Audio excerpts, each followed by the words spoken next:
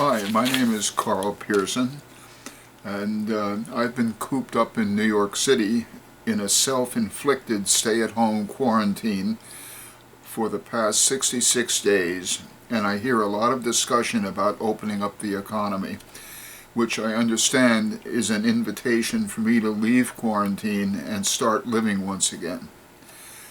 I don't know if I am required by New York Governor Cuomo's order to be in quarantine, and I remain in quarantine. But I am now going to analyze when I can escape, assuming that I am legally free to leave.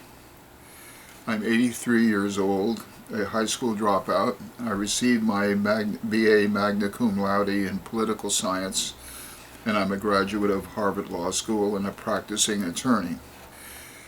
I'm highly vulnerable to COVID-19 and want to live for another 20 years, but not in lockdown.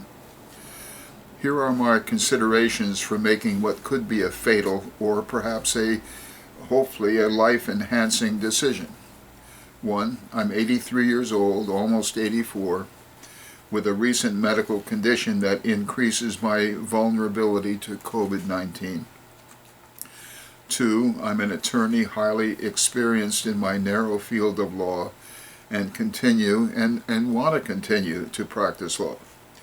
3. I can't move out of state, but for a radius of perhaps 50 miles from New York City, because I'm licensed to practice law only in New York State and have to be near the New York courts.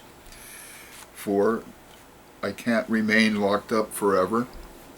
5. By re-entering the economy, I am at risk and others will perceive me to be at risk. And in fact, I have a greater chance of becoming a carrier of the virus and perhaps becoming a victim of the virus. I want to minimize as much of this as possible. 6. Trump and Congress are not going to provide anything more than totally token financial support, which, when it is received, if at all, will allow my business to remain open 1 or 2 days at best.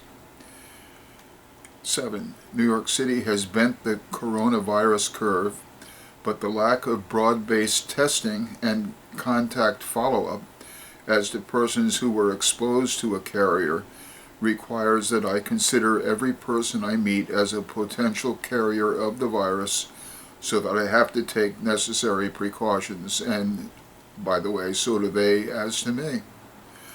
8. I have to always have PPE, including masks, gloves, antibacterial soap or gel, and Lysol wipes with me. And in fact, when making a trip, you should include a list of the things that you have to take with you, and don't forget that, such as a license, insurance for the car, the registration for the car, and these other items that I've just mentioned. 9. I should avoid planes, trains, buses, and subways because of the confined and crowded nature of public transportation. 10. I have to be prepared to wipe down the appropriate places of my car when removing it from my building garage and the garage or valet service at my destination, and be subjected to anger or mirth from the attendant who is equally afraid of me. 11. I have to take similar precautions when buying gas, and especially with a credit card and its use in a slot that has been used 100 times that day by others. 12. I can avoid restaurants by taking food with me, but to the extent I buy food in convenience stores, grocery stores, or in rest stops, I have to use PPE and remember to clean my credit card with a Lysol wipe. 13. Staying in a hotel room is definitely out of the question because of the number of persons who stayed there before me and the difficulty for hotel employees of cleaning everything touched by the prior occupants. 14. Instead of staying in a motel or a hotel for an overnight trip, I could stay in my car at a thruway rest stop. 15. Use of a toilet from time to time during a trip has risks which can be avoided to some extent by devices available in medical supply stores, but they are often cumbersome to use, and toilet use does seem